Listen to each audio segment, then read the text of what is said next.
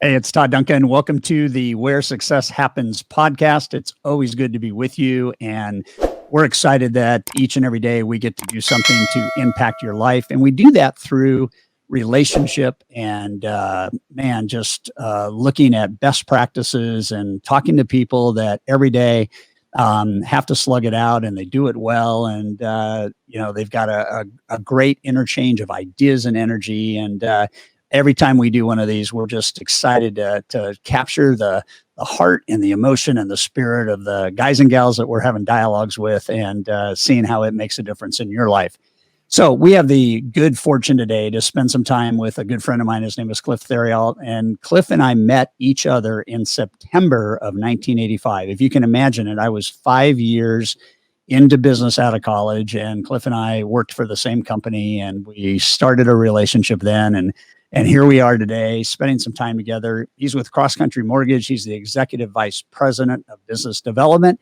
And Cliff and I are going to have a chat today. Hey, man, how you doing? I'm doing great, Todd. Glad to be here with you today. You're in sunny California, and I'm in ice-cold Chicago suburbs. So I'm envious. Yeah, well, it's cold here too, but if you asked me what cold is, I would tell you it's 51 today, and you'd probably go, you don't even know what cold is. I'll take 51 every day. Yeah.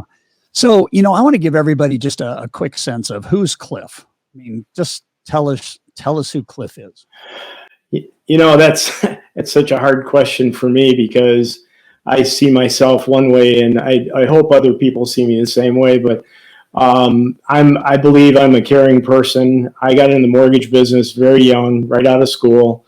I didn't know what I wanted to be when I grew up, and wasn't sure if I was ever going to grow up at that point in time, but wound up in the mortgage business, started on the servicing end, saw the guys making big money on the origination side. They were making $15 a loan back in those days. And I wanted a piece of that action. So I wound up on the origination side, and I've been at it ever since. I look at myself as a coach, a mentor, a friend, a builder, a recruiter, and an originator because, I started on the originations back in the early 70s, and when it was people were making a milk run, and I didn't want to be that guy. So I reinvented myself a little differently than everybody else, and it was all about building the relationships at that point in time. And some of them I still have today, and some of them I've been able to pass on to others, which is kind of a fun thing for me. Yeah. I love that backstory, and I know we're going to unpack a lot of that. So if I were to ask you, what is your personal theme? How would you answer that? Personal theme is that's a tough question. I gave it a lot of thought, and I think that my theme is to be supportive. And I guess as I got older, it's changed a lot because I see myself more in the coach mentor role, in growth role. I want to help you grow your business. I want to help you become a better person, and I want to make sure that you can sustain in the industry as long as you want to, and if possible, as long as I've been able to. And I don't think anybody knows just yet what that "as long as I've been able to" means, but I'm just going to tell everybody, and I think I'm right. This is your 49th year being a mortgage professional at some level, correct? Yeah, this past August, I celebrated my 49th anniversary in the industry. That is just that is almost unheard of, and I know that we've got a lot of people that are in their mid to late 20s listening, and a big population in their 30s, and here we are talking about almost a 50-year career, which will be that number this year. I think staying power is so important, and you and I have known each other a long time, and some things never change. And yet there are always new ways to do some of these old things. And it's not about dusting off, the dirt from something old. It's about continually reimagining how do we take truths and principles that will never change, and how do we use them in a modern day society. You're super big. I remember one of our first conversations together, and I think you had some impact on me I think I'd been in the origination business for only 5 years when I met you. And you were big in talking about relationship. You were talking about building referral partner longevity. And there's two things at stake here, right? One is, what is the real definition of a referral partner? Because I think a lot of people, call realtors and builders and business development people partners, but I don't know that they really understand what a partnership looks like. And then the second piece of it is longevity. Tell us the modern approach from a leadership standpoint to what you think building referral partner longevity actually means. Well, I honestly believe that the modern approach is pretty much the approach that I've taken for 49 years. I meet you, we click, we start a relationship, and then it's up to the two of us together to make sure that that door stays open, and that relationship builds as time goes on. If you want to build a business, it's one thing, but to build a practice, it's the old Jeff Lake model. Jeff and I talked about this a million times, and for the people that don't know Jeff Lake, Jeff was the original top producer in the industry after I hung up my shingle, so to speak, is what we used to kid about. But Jeff would always preach, building a practice where you're building something that you can sell and hand off someday. I believe that the relationships you start today can still be with you 40 plus years down the road. And I still have realtors that reach out to me today asking me my advice or who should I go to for this or that, because they don't have the same relationship that they had in the old days. So I think that's important as far as the longevity of the relationship. Longevity is, when my kids both got in the business and I gave them my database. I think the first phone calls they made, there were people that had passed away already by that point in time. So you talk about longevity, I outlived some of my past clients, which is really tough. But I believe that, it's what you want to make of it. And if you have the opportunity to be around enough people and be able to talk about what you do and then build that relationship so that it manifests itself long term. I mean, that's really the key, Todd. I mean, we've known each other for a long time. We've seen each other grow, both in a personal way and in a professional way. And, I'm proud as hell that we've remained friends this whole time, and really proud of what you've been able to do with the High Trust and the Duncan Group, because I was with High Trust in the beginning, and I still carry an initial High Trust folder that I got before the book was ever written. So raise that up a little bit. Raise that up a little bit.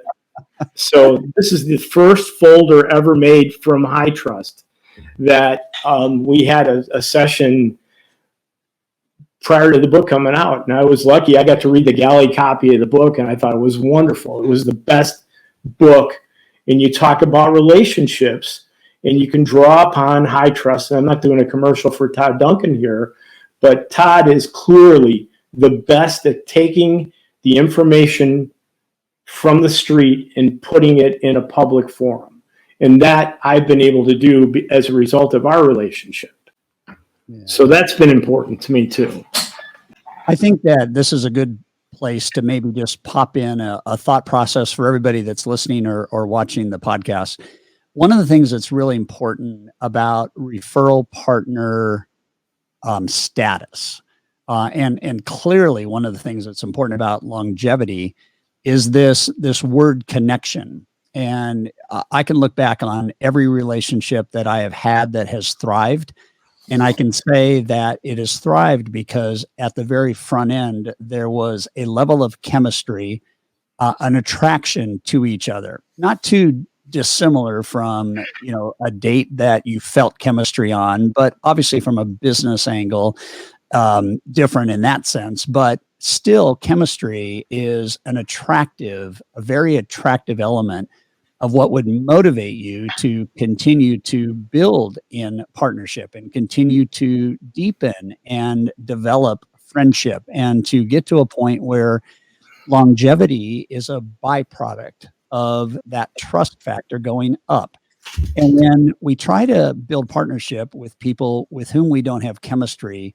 It sets the stage for a horrific experience, right? When two people don't have attraction to each other for whatever reason. One could be valuing production, and the other could be valuing balance. One could value, high revenue. The other could value more lifestyle. One could say, I'm a mess, but I'm successful, and the other could say I'm successful and I'm not a mess. I mean, it could get down to what I believe in, the values I have, but there's nothing that takes the place out of two people attracted to each other that have shared values and shared goals to have conversation. And what this chemistry thing does in terms of referral partner and longevity is it sets the stage for conversation that leads to collaboration. So when you think from your angle of being in the business so long, and you articulate, I think accurately, that there's not a lot of difference today in the human spirit. Two human beings that want to do business together will figure out how to do it and do it well. And if you don't want to do business together, there really generally is not any value in trying to make that happen. It just, you and I were talking before we went live, and it was like the difference between a high effort and a low effort relationship. So from my vantage point, it's about that. And I think that, what Jeff Blake did well, what you've done well, what John McGlarty's done well, what so many of the people that we know that we run in their same circles, is they do business with people they like. What do you say about that from a leadership standpoint, from a 49-year veteran in the business? And how is there any difference today and with technology and everything relative to the fundamental ingredients for a successful partnership? Well, I think you got to get the first date before you can get the second date, obviously. Mm-hmm. And my thing has always been that I'm not looking for just a loan from you. I want to build a relationship where you trust me, that if you trust me with your business, you're going to know that your loans are going to close. So knowing and building the integrity with the relationship, et cetera. You said collaborative efforts. I mean, that's critical. You can't connect and not have a collaborative effort, because it just doesn't work that way. I think that, it's you go back to the old days, in the silly lines. We didn't have computers. We didn't have cell phones. We didn't have fax machines even. I mean, it's almost ridiculous. And people say, oh, it was so much easier back then because you didn't have any competitors. Well, you did, because you competed against the banks. There were only 4 mortgage companies when I started in the business. And when you and I started, we were with a company we built to the number 1 company in the country. Yep. In a very short period of time. And it was a mortgage company within the bank. Unfortunately, it didn't hang around long enough for any of us to get deep in, because we had an owner that did some things that were slightly suspicious. But just say not high trust. Yeah, very much not high trust. But, what we were able to do is, it's the same principle you're doing today. You're just calling it different. You're calling it an event. You're calling it a podcast. You're calling it the social media that we utilize today is amazing to me. Humanizing yourself publicly is what you're doing, where in the past, before social media, you were humanizing yourself one-on-one to build a relationship with people. I remember doing a seminar one day where I was talking about all the tools that I had. And I bought a hard hat, I had a tool belt, and I got all the tools. And I thought, I got to make a grand entrance. And here's this big old guy, or I was a young guy at the time, or I wouldn't have been able to do it. I got up on the front of the desks in the real estate office. And by the time I was done, I was at the back of the office, and I had dropped every tool on the floor. And I said, we have all the tools. You just have to trust me that I'm going to close your loans for you. Silly things like that, just to gain attention. People never forget things like that. People never forget the truth. People never forget the fact that you bring pizzas in. And back in the old days, I wasn't the donut guy. I wasn't the bagel guy. I was the guy that was going to be there when you needed your loan closed. We wrote loans, Todd, before there were FICO scores. Right. So it was, well, that was easy then. You didn't have to deal with FICO scores. You still had a credit report. And your integrity that, when I finish taking your mortgage application, you're going to close on your loan because of the information you gave me is accurate. And that was important as we built the relationships with realtors. And then it becomes word of mouth. It's not just about the agent that you're working with that made the sale that gave you the referral. It's the referral partner. And it goes back to another old friend of ours. Give out the 3 cards at closing with your name and phone number on it, or your business cards. And I did that before I ever met that person, which was pretty much about the same time we met. And it works. I mean, the more business cards I could hand out, the more business I got. I didn't believe in a milk run. I didn't believe in just going from realtor to realtor, jumping in from hole to hole like a jackrabbit. I wanted a relationship. I wanted those tough people that were, people said, well, you're never going to get a deal from so-and-so. Well, I'm going to get a deal from so-and-so because I'm going to build a relationship with them where they trust me. And if you trust me, we're back to trust again. It's all about it. And it's all about high trust. And I believe in high trust. Yeah. Well, I think that anybody that understands just, you brought up a word that I think is really important to bring up, and the word is humanity. And trust is a variable. And when you take a look at all the indicators we have, we studied 28 countries worldwide. We have a trust report that is about 90 pages that comes in mid-January every single year. And it's a status on trust around the world, and is also not surprisingly broken apart by industry verticals. And so one of them is a general vertical called financial services. And for the 7th year in a row, trust in the financial services market has been on the decline. And when you stop and think about that, and you stop and try to figure out, and whatever your business capacity is, it could be that you're in lending, it could be that you're in real estate, it could be that you're in development, it could be that you're in whatever. And when you start to realize that what moves the needle and what begins the process of attracting people into a business ecosystem, it is the higher the trust, the more attractive the solution, which would be, in this case, an individual. And then if you have a whole team that knows the elements of high trust, then it's the team that becomes attractive. And if you have a whole bunch of teams that understand high trust and they're in a company, then the company becomes attractive. And so the one thing that we tell CEOs, and certainly anybody in some layer of management beyond just a solo performer with people on his or her team, is the layer of trust, and then the level of trust that's communicated to the marketplace is the single least expensive marketing proposition that you would ever have. You can have low price, you can have loads of products, and you can have no trust, and you're not going to get the volume. You can have high trust and not be the cheapest and not have all the products and still do more business because of that. I think that what I've seen is that trust at the highest level removes hurdles, obstacles, and objections, and trust at the lowest level, or non-existent, creates those same things: resistance, objections, and obviously stall tactics in terms of engaging and saying yes. So the high trust thing is absolutely critical, but equally as important is longevity. That one word we talked about, longevity. And if you really, really, really like somebody you're doing business with, then the litmus test is you wake up every day and it's like, I can't wait to talk to Cliff. I can't wait to talk to John. I can't wait to talk to Debbie. And the reason I can't wait is because we love each other and we're in business together and we're excited about figuring out how to do what's next, whether it's scaling, whether it's efficiency, whether it's any of that stuff. So a big deal has always been, and still is what we call value creation.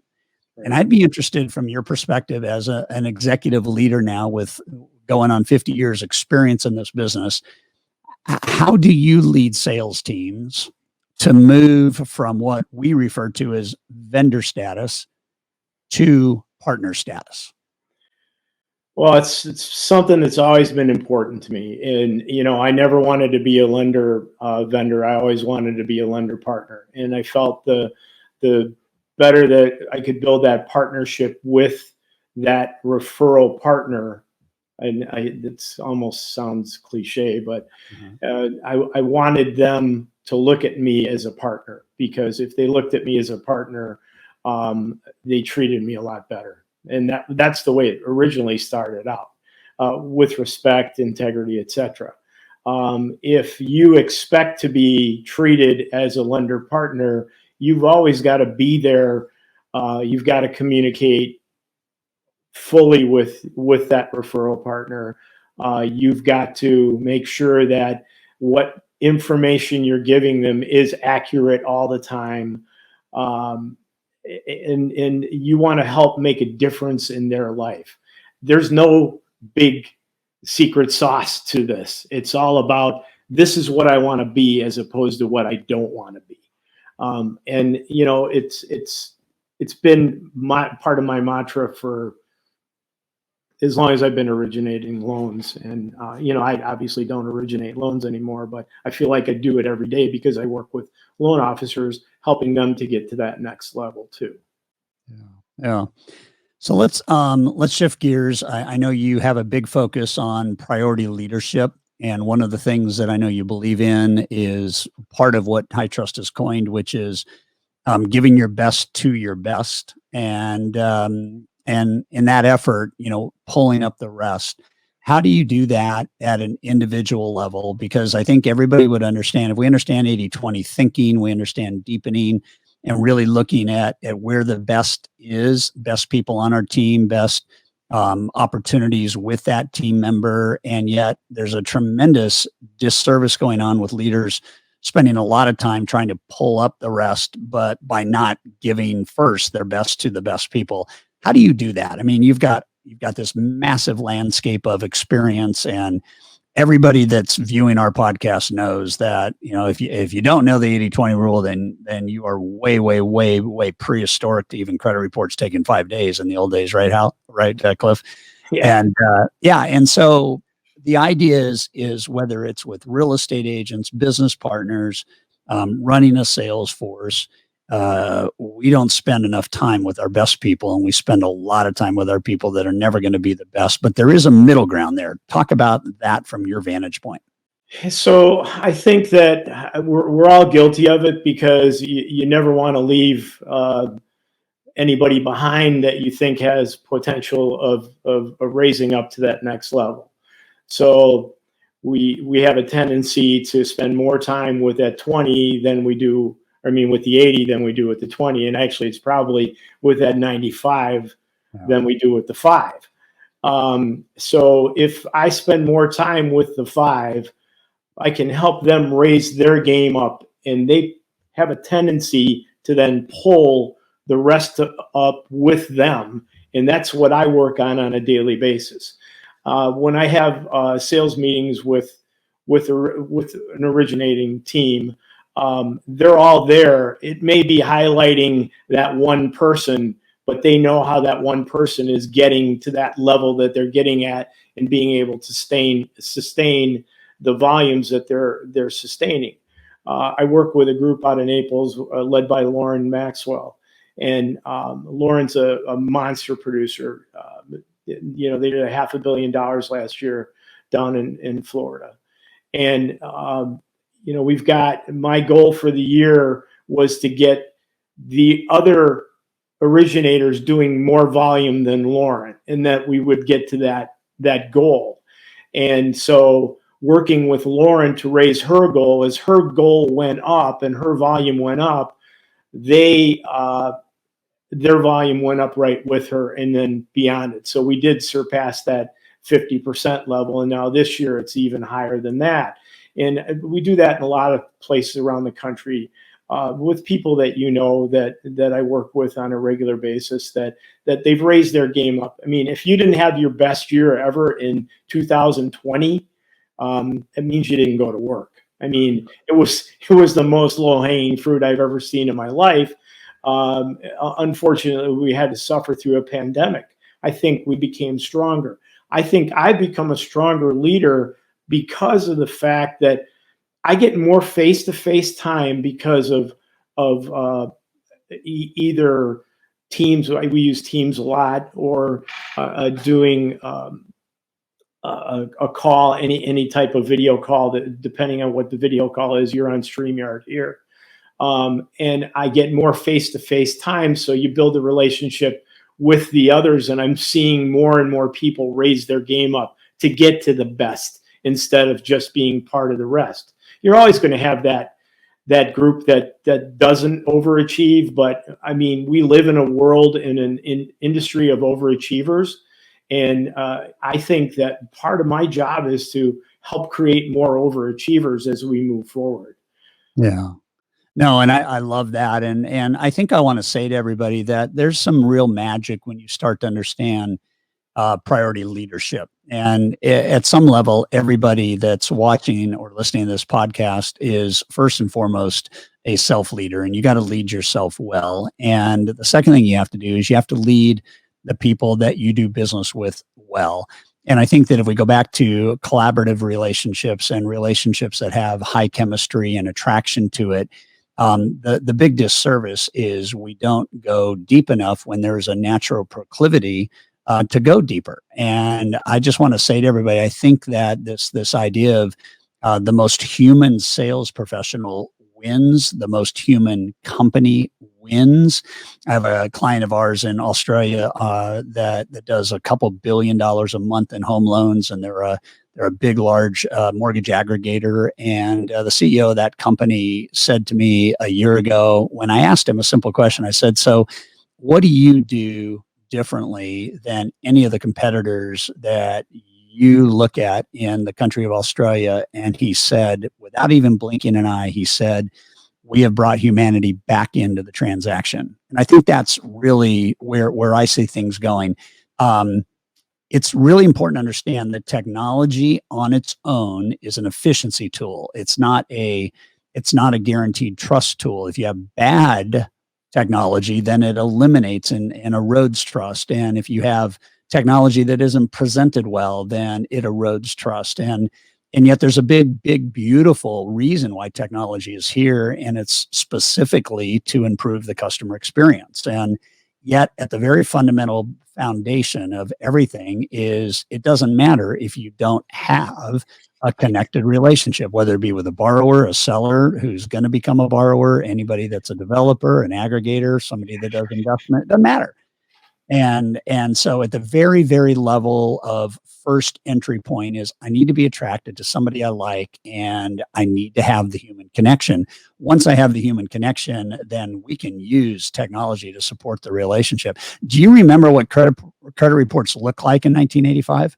Oh, yeah, they were wonderful to read, I think you're exaggerating when you said you could get them in 5 days, but fortunately, I had a relationship with a credit company that was getting them to us in a timely fashion, but you needed to know how to read them a lot differently than you do today. And yeah, there wasn't one number. Number 9 was a number you never wanted to see, that's for sure. Yeah. But and it's really all about implementation, and then expectations. So if you don't implement it, you're never going to be able to set the expectations. And I think that what you said is really, it's so point on, the humanity, the humanizing yourself. I mean, we had to humanize ourselves because we knocked on doors. We had no technology. There was no cell phone. To call back was they called you on your beeper, and you returned a phone call from somewhere where you were. And the old pager world.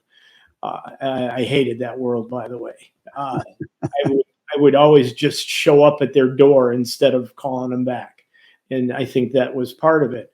But I'm seeing through social media more people start to humanize themselves, and I'm really proud of these people. And I think I have good relationships with a lot of them because they're talking about themselves in the first person instead of the third person. Yeah. And they're the family, how their family is important to them, and I know how important family is to you, and you know how my family is my everything. Yeah. Uh, and I've been a coach forever. I started coaching right out of school. I mean, I thought I was going to play, and it wasn't my thing, so I wound up in the mortgage business. My thing with kids was always number one is to have fun, number two is to learn, and number three is to win. And it's the same in business, and in business and sports isn't that different. It's following a routine, being stronger every day because you work out, or you work out mentally, you work out physically, and if you want to be the most successful, you're going to do it better than the next person. And I think that's part of what drives me to help the best become better and then pull the rest along to that level that they were at before they became better. That's my ultimate goal. Yeah, no, I was talking to CEO the other day, and I think they've got close to 500 loan reps on their team. And he basically said to me, he said, there's a population that wants it, and there's a population that doesn't. And, we, meaning his company, at some level said, we can lead you to water, but at the end of the day, you've got to decide to drink. And if you don't tell us and prove to us that you're going to drink, we may not lead you to that water, because it gets to the point where you start to realize that if you want to build a high performance culture, it requires people that think from a high performance standpoint. And I don't think that's the entire industry, and I don't think it's the entire world. I think that's the small population, but yet you can build a culture around high performance that requires much fewer personnel on the sales side and more people on the non-sales side to support the franchise players. And at some level, there's a happy medium, and it's not spending time with the bottom 25% unless they're going to go for the moon. And it's probably spending more time at the top because they're the ones that if you lift them up, then the next group, the 75, 70%, 65, 60%, they want to come up because they're drafted by those top producers, which you talked about, Cliff. And then we have the 25% that's a development group. And we do need to spend time helping those people win.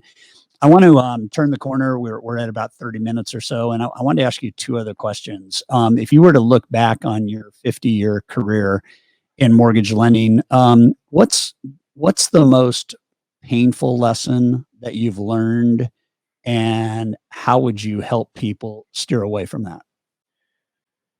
Wow, that's I didn't expect that one. So I think the most painful lesson that I learned, and I learned it, it's probably the only time my mentor was ever really upset with me. And I was one of the few people he probably never raised his voice to the whole time. And you know who I'm talking about. Yeah. The old blue leader himself. But you can't be all things to all people. I used to try and make people successful. And I couldn't do it. I mean, I would feel like a failure myself when I couldn't get it done. And I think that once I got over that, it helped me immensely, because I had people that were dragging me down because I was trying to drag them up with me. Yeah. I mean, it's tough because I don't have a lot of regrets, Todd, in the business. Yeah. I love this industry. I've been at it forever. I've seen it grow. Like I said, when I got in the business, there were 4 major mortgage companies in the country. So I've watched people grow. I've watched companies grow. I've watched the begats from one company to another. When somebody leaves me to start their own, I wish them well. I try not to burn bridges.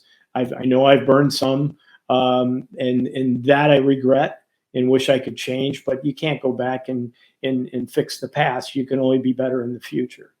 Oh, that's huge, huge. Yesterday's value is the lessons you learned and the victories you had, and today is about what you do today to take a step forward. And tomorrow we don't need to really worry about, even though we need to have a vision and be prepared.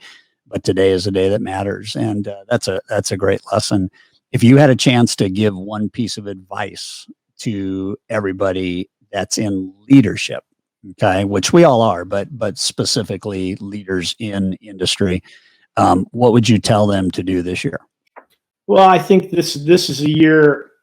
This is, you know, and I heard it the other day, and I've said it the other day, and I've heard a lot of people saying it, and I told one of the people I work with very closely the same thing. This is the first year that I can remember since 1993 that we're going to have incredible back-to-back years of success in our industry. 93 was the year. You'll never have a better year than 1993. And, you know, coming out of the 80s where things were a little suspect, and 93 was good, and 94 until the end of the year was outstanding. And then It got really bad. we all remember that. But Very fast. that make sure that you take advantage of the relationships that you have. Don't look back on your past laurels. Try and build toward the future. And, you know, the whole thing about the leadership now is work with your past client lists, build your team to leverage volume, make sure that you're out building your company. And it's kind of interesting, and I want to throw one thing in quick. 4 years ago, I was going to leave the origination, or the actual mortgage banking community, to become more of a Todd Duncan coach. And a good friend of ours suggested that I take on some CEOs. And I had spoken with some CEOs as being a coach to some CEOs because, you know, I've been around forever. You know, I know everything. You know, you never know everything. I learn every day. I read every day. I love to learn more every day. A 21-year-old, a 6-year-old grandson can teach me something every day, right? But I met with Ron Leonard, who owns a Cross Country Mortgage, and I was hoping that he would be somebody I could add to the coaching group. And he said, I said, "How big do you want to get?" And he said, "I don't care how big we get, as long as we're better tomorrow than we were today." Beautiful. And I think that that's the best advice. And that was the magic answer, by the way, for me to join the company at that point in time, because I thought, this guy really gets it. And, you know, obviously we've grown to one of the powerhouses in the country. We did almost 43 billion last year from 3 billion that year that I talked to him. So, I mean, there's opportunities out there. Be true to your people. Don't BS them about anything as far as the leadership goes. Build your team in a likeness of you, like-minded people that are going to give it the effort that you're going to do, so you're not doing it all yourself. Be honest with them at all times. Reputation is paramount. Make sure that you keep your reputation in a positive light, and they will follow you and do likewise. Beautiful. Thank you, Cliff, for spending 40 minutes with us. It's been just incredible to connect with you and just see the simple value and the truths that you can bring to everybody that downloads and watches our podcast or listens to it. I'm very grateful that we're friends, and proud of you for an incredible longevity in the business, and you've made an impact to everybody that's going to be listening to this. So thank you very much. And again, Cliff Theriault, Cross Country Mortgage, dear friend, great leader.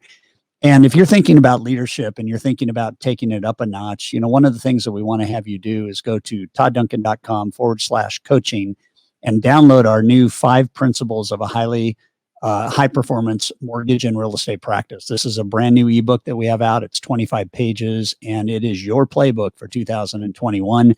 We want to make sure everybody understands a principles rule, and methods are great, but principles govern everything you achieve and everything you do. And these 5 principles are life changing. You may also, in the spirit of what Cliff and I talked about in terms of collaboration, you may sit down with your referral partners and take this ebook and really build a process over the next 2 to 3 months to collaborate with them and see how these principles hit them and how it hits you, and how you guys can do business at a higher level. Thanks for being on the Where Success Happens podcast. We're grateful that you listen to us, and we hope that at some level we're able to make a difference. And Cliff, thanks again. Appreciate it very much, and take care. Godspeed this year. Take care. Have a great evening.